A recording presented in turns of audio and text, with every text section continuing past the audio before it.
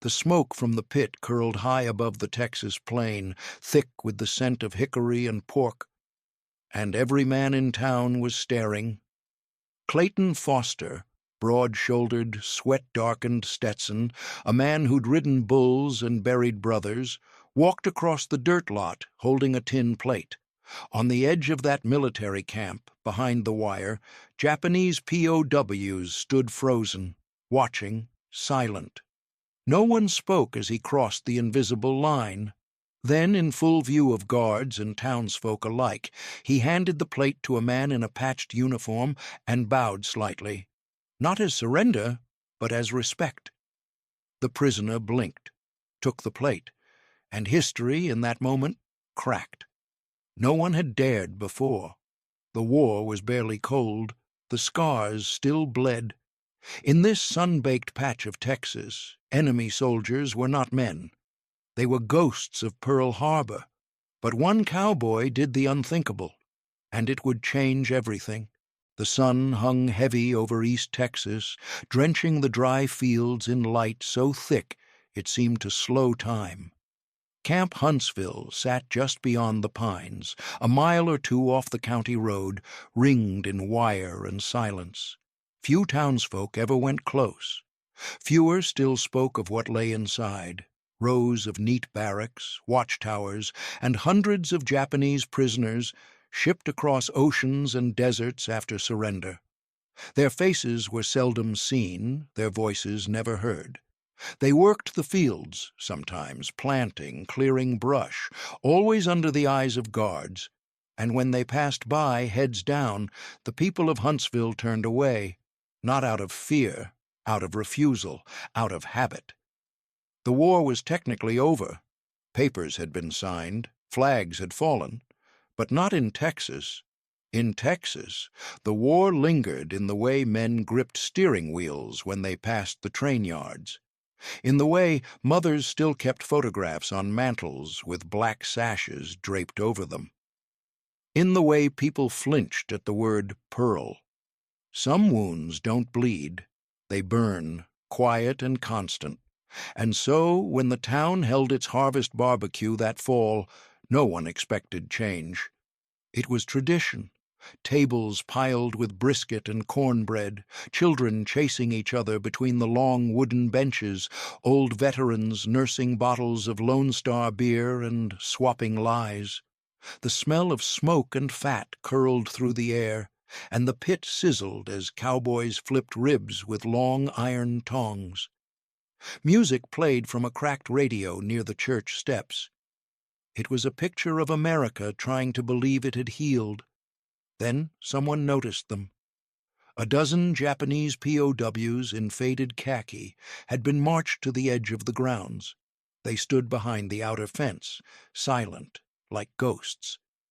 One guard leaned against the gate, smoking, watching the party like it was a show. The prisoners said nothing. They didn't move, but their eyes followed the meat. The smoke, the laughter, every scent and sound carved a deeper line in their faces. Nobody said a word. A few people glanced over and looked quickly away. One woman whispered, "Shouldn't they be back in camp?" Another muttered, "Let 'em watch. Maybe they'll learn something." Clayton Foster stood near the pit, arms crossed. He hadn't touched his plate.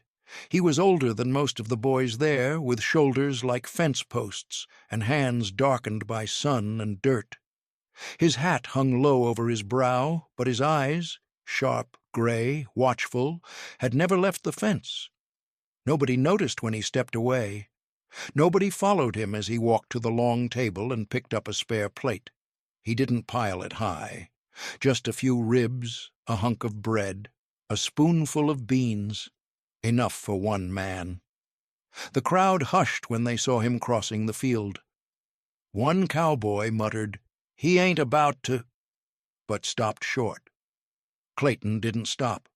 He walked steady, boots crunching over gravel, past the stairs, past the whispers, right up to the fence line.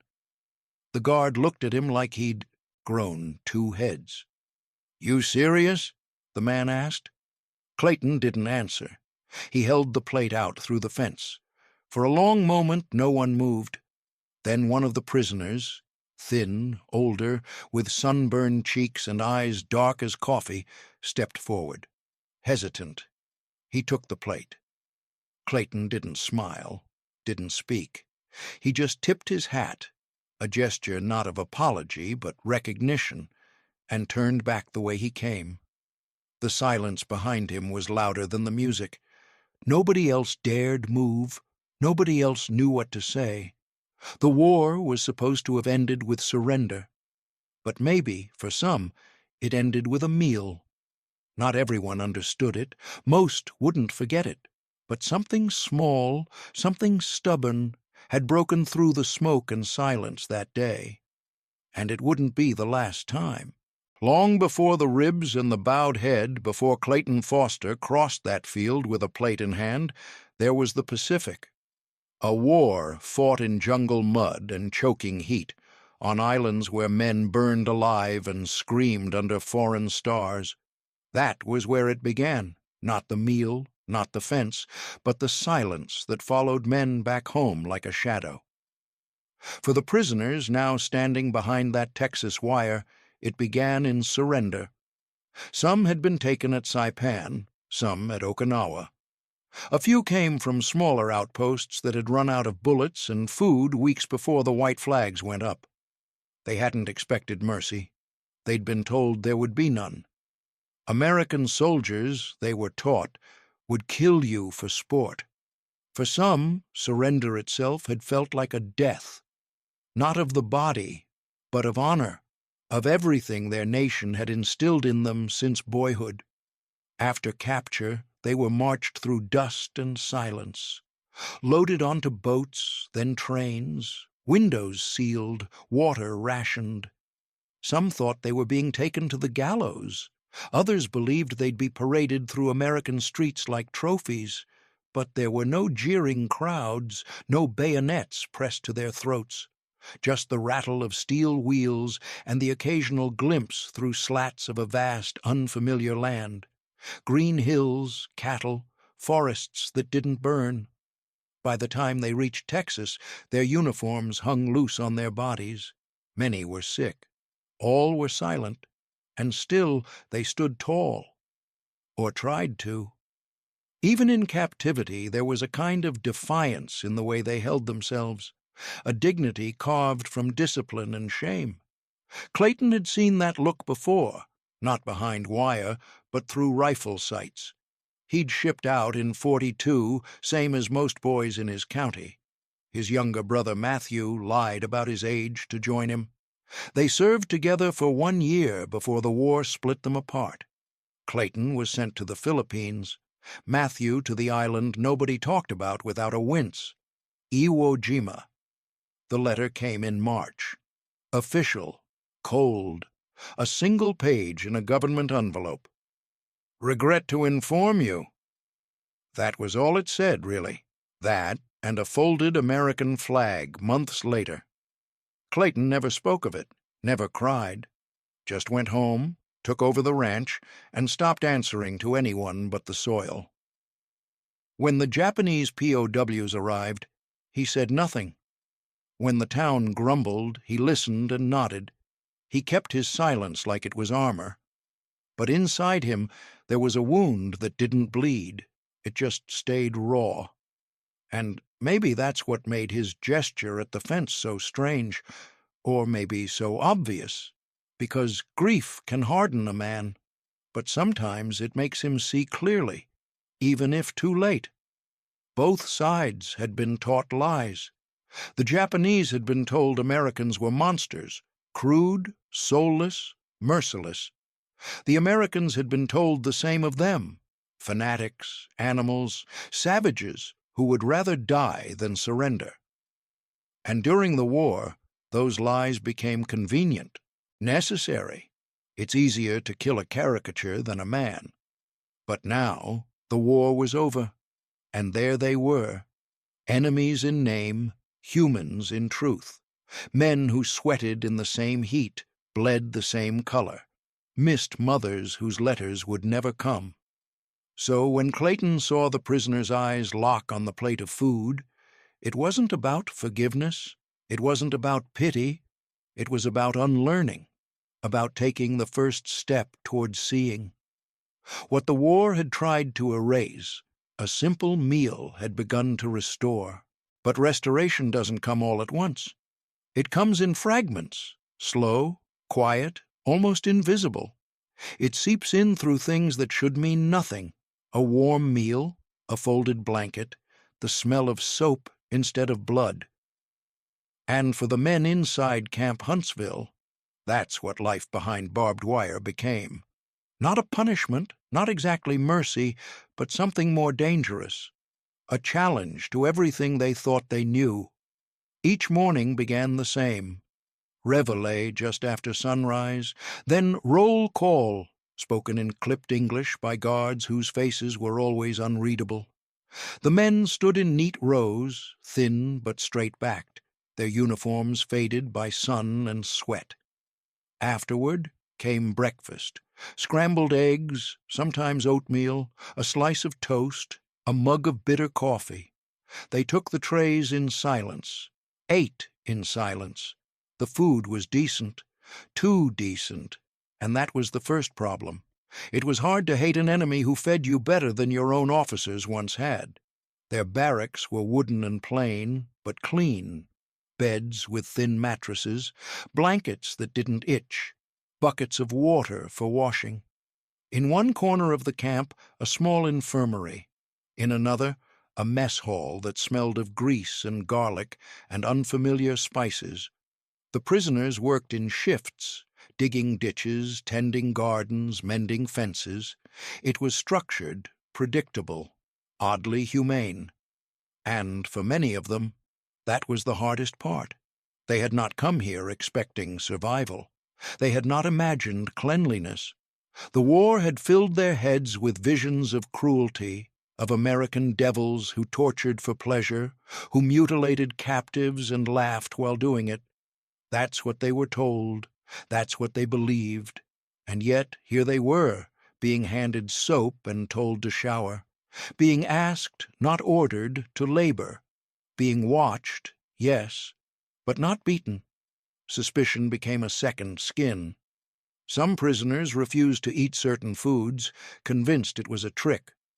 Others hoarded rations under their beds, waiting for the moment when it all turned. The kindness, they said, had to be bait.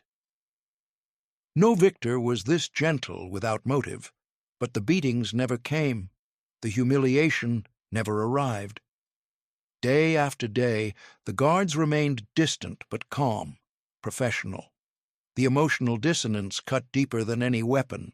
One prisoner, a former schoolteacher named Masaru, began writing poems again in the margins of old newspapers. Another, a mechanic from Nagasaki, built small wind toys out of scrap metal. They did not speak of these things to the guards. They barely spoke of them to each other. But in their own private ways, they began to live. Not as warriors, not as enemies, but as men. And yet the wall remained. Not the physical one. That was barbed and clear. The other wall, the one built of silence and shame. They did not ask the guards for names. They did not thank them aloud. Dignity had been given, yes, but dignity is not the same as acceptance. It is a mirror. And when a man sees himself reflected in the eyes of an enemy who does not spit, who does not sneer, it unsettles the soul. Still, the cracks had begun. A nod from a guard at roll call. A second helping of stew, handed without contempt. A moment of shared laughter when a prisoner slipped on soap and caught himself mid-fall. They were small things. So small, they almost didn't count. But in a world built on hatred, even the smallest kindness can feel like rebellion. And rebellion, in this case, looked a lot like remembering how to be human. Clayton Foster didn't talk about the war. Not to the boys at the feed store, not to the preacher, not even to the bottle he sometimes nursed on quiet nights. His silence wasn't a mystery. Folks just called it what men like him carried. But the truth was heavier than that. His silence was shaped like a name, Matthew Foster, and it started the day a telegram arrived on a kitchen table in a house that no longer had the heart to hang curtains. Matthew had been Clayton's kid brother by 4 years. Big smile, big dreams, too quick with his fists, and always the first to leap from a horse.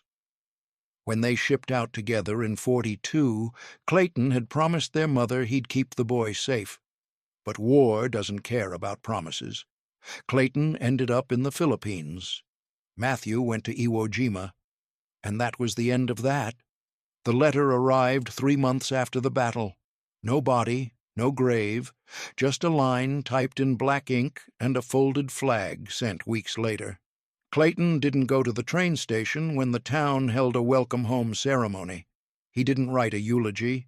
He went to the barn, took a pitchfork, and worked until his muscles screamed and his palms bled. That's how the silence began. Not from weakness, but from the kind of grief that builds walls too thick for sound. When he came home, the town had changed. Or maybe it hadn't.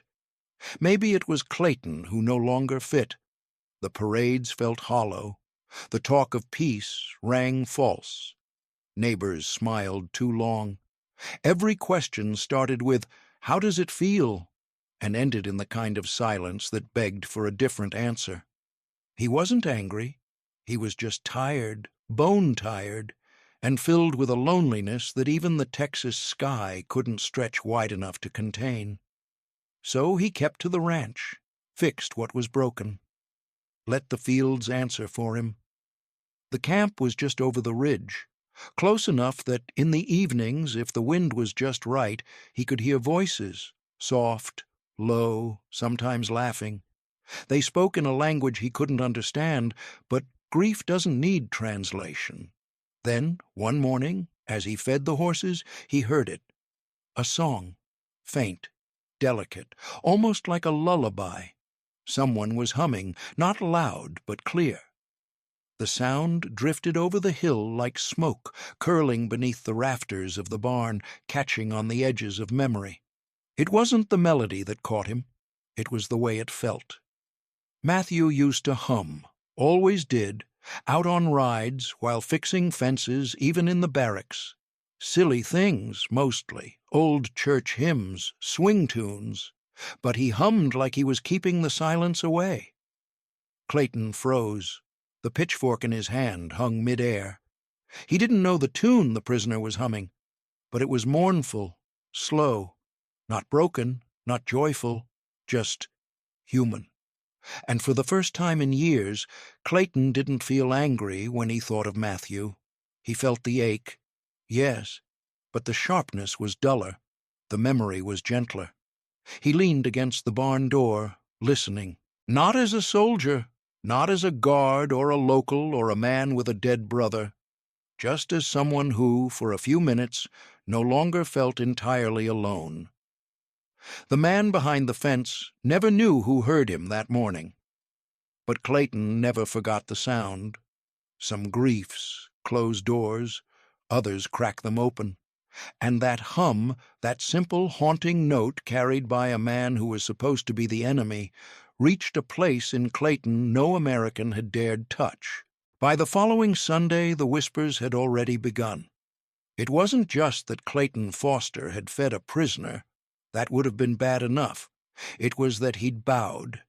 That small tilt of the head, a gesture no one could quite define, had spread through Huntsville like spilled oil. Some said it was a sign of peace. Others muttered it was surrender. One old veteran at the barber's shop spat tobacco into a rusted can and said, "You bow to a man, you call him equal."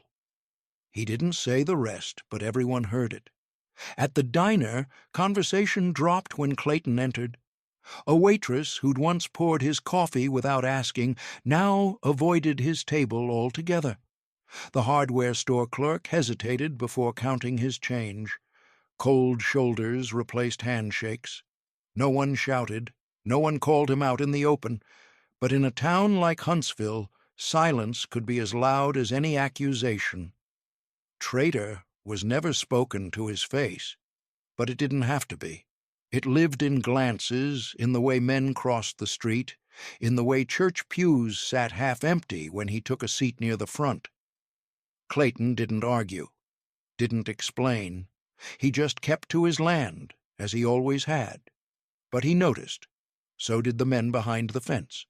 At Camp Huntsville, the gesture didn't go unnoticed.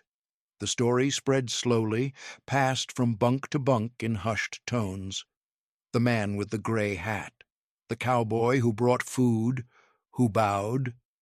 Some believed it was a trap, a strange American performance. Others thought it might be a test, but most simply didn't know what to make of it. Still, something shifted. The next time Clayton walked near the fence, a few heads turned. A prisoner nodded once, cautiously. Another, younger, raised 2 fingers in an awkward wave. It wasn't friendship. Not yet. But it wasn't fear either. One afternoon, while loading hay near the camp boundary, Clayton paused. He didn't say anything, just tipped his hat toward the wire, and across the field a man returned the gesture. For guards at the camp, the change was subtle. The prisoners, once shadowy figures, obedient, silent, foreign, began to seem less abstract. When a man tilled earth with the same rhythm as a Texas farmhand, it was harder to think of him as other. When a prisoner muttered, "Thank you," in halting English after receiving new boots, the phrase stayed with the guard longer than expected. One corporal, barely out of high school, told his bunkmate that he saw one of the prisoners sketching a bird in the dirt with a stick, just sitting there, drawing like a boy back home. "Didn't look like a soldier," he said. "Looked like someone's brother." The fence didn't move, the rules didn't change, but the air between the 2 sides began to thin. Clayton never said why he did what he did. If asked, he'd probably just grunt, maybe say a man was hungry, so he fed him. But deep down, maybe he knew. Kindness is contagious. Suspicion spreads, but so does grace. And in that strange Texas autumn, in a camp built to contain men once labeled enemies, the quietest war was beginning to shift. Not with flags, not with speeches, but with nods, meals, and the first uncertain signs that perhaps, just perhaps, the line between sides wasn't as thick as barbed wire made it seem. Clayton did not plan on going back. At least, that is what he told himself the morning after the whispers sharpened in town. He saddled his horse, checked his fences, tended his herd, doing all the things that once filled his days without stirring much thought. Yet by noon he found himself near the ridge overlooking Camp Huntsville again, the late sun catching the wire in a dull glint. Maybe it was habit. Maybe it was something deeper. Maybe it was that strange hum he kept hearing in his memory, as if echoing from somewhere inside his ribs. He brought more food that day. Not a plate, but several rations set aside from his own stores. Some smoked pork, some bread, a handful of apples that had grown small and stubborn on the tree behind the barn. As he walked toward the fence, guards watched but did not stop him. The prisoners paused in their work, tools in hand, their bodies stiffening as he approached. Clayton did not speak. Words felt too large, too dangerous to risk shattering the brittle quiet that had formed between them.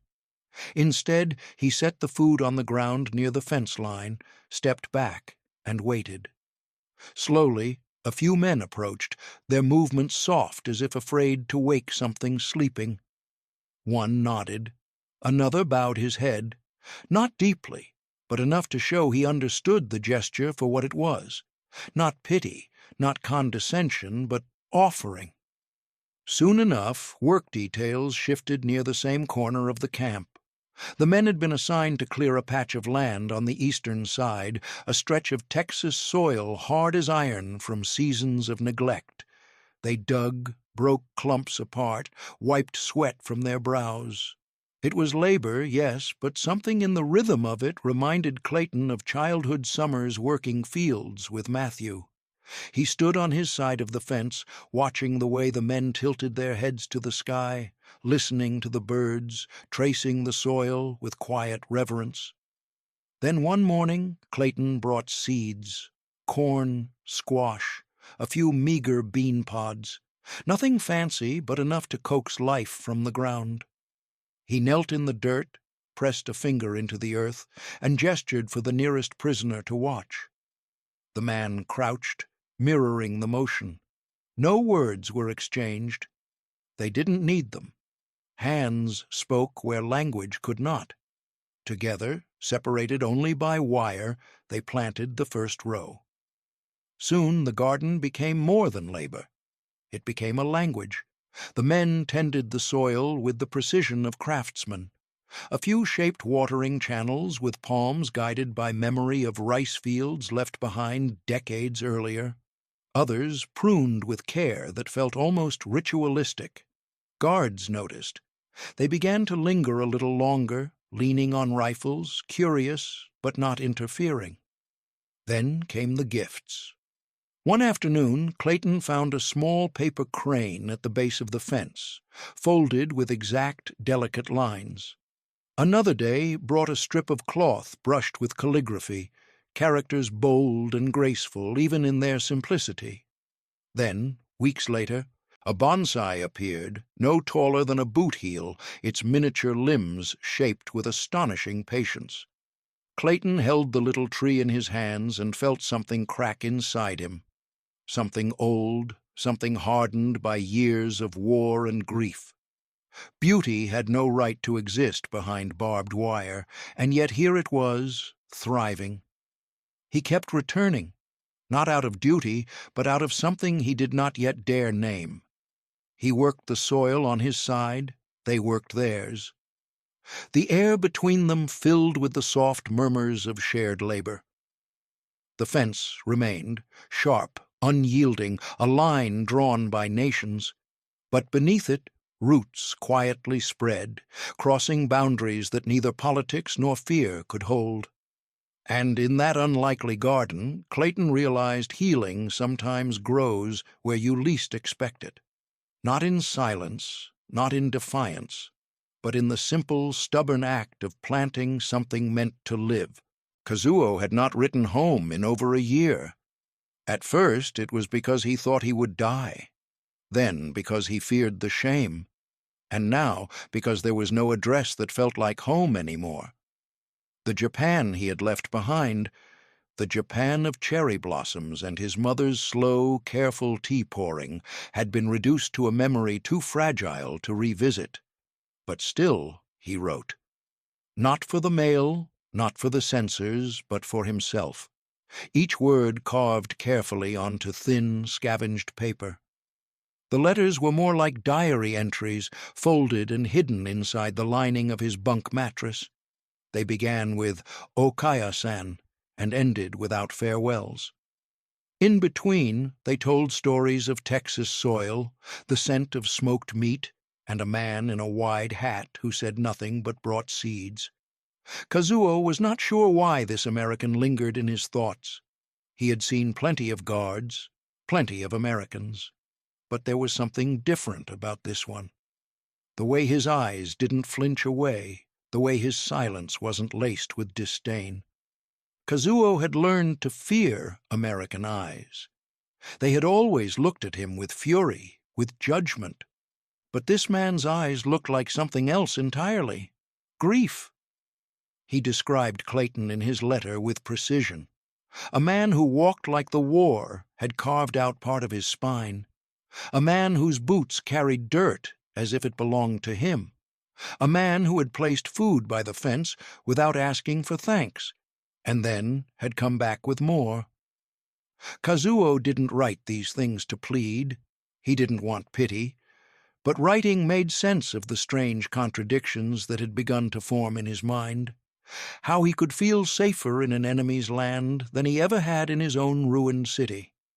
Meanwhile, a few hundred yards away, inside a chest wrapped in dust-stained canvas, Clayton kept his brother's letters sealed. There were 5 in total. Matthew had written them before Iwo Jima, each one marked with a shaky date and a different shade of homesickness. Clayton had received them all after the telegram. He had never opened a single one. He had told himself there was no point. What could Matthew possibly have said that would change what happened? But the real reason was buried deeper, in fear. Fear that reading those words would make the loss feel real, that it would move Matthew from the dream world he still occupied just over Clayton's shoulder to the brutal truth of earth and wood and folded flags. Some nights Clayton sat on the porch, the letters in his lap, staring at the handwriting like it was a foreign script. He would trace the loops and the smudged corners, wondering what was locked inside, but he always put them back. And yet, on one of those evenings, he did something strange. He took a piece of paper, unused, yellowed at the edges, and began to write. He didn't know who the letter was for. Not exactly. Maybe for Matthew, maybe for himself. Maybe for the boy behind the fence who bowed lower than any man should. The words came slow, careful. Not poetic, not clean, just true. 2 men, once enemies, now sat within sight of each other, each holding paper heavy with the weight of things they could not say aloud. They would never meet in the open, they would never speak freely. But in ink and silence, they both longed for the same thing, to be understood, even just for a moment, by someone who knew what it meant to carry a war long after the guns had stopped. It was a Sunday. The sky was big, even by Texas standards, pale blue, brushed with slow-moving clouds that cast lazy shadows across the dry fields. Clayton arrived early, his truck rattling up the ridge like it had a purpose. In the bed, the same rusted smoker he'd hauled to the town fair, back before everything changed. This time, though, he brought more than just meat. He brought chairs, 10 of them, 5 for his side, 5 to line the other side of the fence. No one told him to stop. The guards at the tower just watched. One of them, the young corporal who'd once described a prisoner drawing birds in the dirt, even nodded. Clayton lit the fire slow, the way his father had taught him. Hickory smoke curled into the wind, thick with salt, sweetness, and the promise of something other than hunger. The scent wafted over the fence, and soon figures began to emerge, cautious, quiet, the way men do when they're not sure if they're welcome or walking into a trap. But Clayton didn't wave, didn't beckon. He simply tended the grill. Let the smell do the talking. The prisoners stayed behind the fence.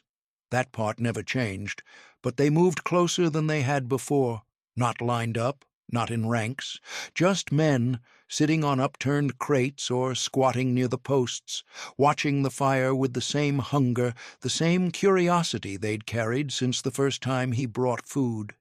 This time, though, Clayton brought extras, plates of brisket, bread still warm from the oven, a tub of potato salad someone's aunt had made in a church kitchen, and quietly passed to him with a whispered, "Do what's right." He slid the plates beneath the wire, one at a time, like a dealer laying down cards. No one reached too fast. No one spoke. But one by one the prisoners accepted, bowed their heads, ate. Then something unexpected happened. One man, Kazuo, stood and began to hum. Not a military song, not something rehearsed, just a gentle tune, slow and haunting, drifting into the smoke like incense. Another prisoner joined in, then another. Within minutes, a soft chorus filled the space between barbs and posts. Not loud, not for show, just for them. Clayton didn't know the words, but he knew the sound. It was the same sound he'd heard weeks ago while feeding horses. The sound that cracked open something he hadn't touched since Matthew died. He sat down in one of the chairs. Slowly, a few guards did too, keeping their rifles nearby, but their hands loose. They weren't sure if it was allowed. Maybe it wasn't. But no one said a word. What replaced the silence that day wasn't noise. It was peace. No fences were crossed. No rules were broken. But fear, that old, familiar companion, lost its grip, if only for an hour. It didn't take speeches. It didn't take treaties. It took smoke, fire, meat, and the simple presence of men who, for a few moments, stopped being enemies and became something else entirely, human. If you're moved by this story, please like the video and leave a comment below telling us where you're watching from. Your support helps keep these forgotten stories alive. The smoke faded by dusk, and with it, the unspoken moment that had briefly dissolved the line between past and present, between enemy and neighbor. But time, as always, marched forward. By late winter, word had arrived from Washington. Repatriation would begin in spring. The war, long done on paper, was finally ending in practice. The camps would empty. The ships would sail. The men behind the wire would go home. At Camp Huntsville, that word was met with silence. Not celebration, not fear, just a quiet waiting, as though the prisoners didn't know whether to be relieved or mournful. Kazuo had stopped writing letters weeks before. There was no point now. What could he say that would explain the things he'd felt in Texas? That his captors had shown him more gentleness than he ever expected? That a man with tired eyes and calloused hands had offered kindness without needing anything in return? Still, when his name was called and his number matched the clipboard, Kazuo packed carefully. A few clothes, a drawing, a folded letter never sent, and one small cloth-wrapped bundle, a handful of Texas soil, dark and soft, scooped from the edge of the garden near the fence. Nestled inside was a note, scribbled in English, written in Clayton's uneven hand. "For your roots, wherever they grow." Kazuo hadn't seen Clayton in days. The cowboy had stopped coming by after the second cookout, as if he knew this part of the story belonged to the prisoners now. But that morning, as the buses arrived, Clayton stood near the fence line. Not close, not waving, just watching. Their eyes met once. Kazuo bowed, low and slow. Not out of obligation, but respect. Clayton nodded, just once, a motion that meant more than any words. As the buses rolled out, dust rose behind them, curling like smoke across the ground. Kazuo didn't look back. Not because he didn't care, but because some goodbyes are better held in silence, like prayers whispered to no one in particular. Back on the ranch, spring arrived. The garden was left untended now, but the shoots had broken through the earth anyway, wild and stubborn. Clayton walked the fence sometimes, alone, the old letters from Matthew still unopened in their box. But he held the calligraphy the prisoners had given him, the one Kazuo had painted with trembling fingers, in a frame above his mantel.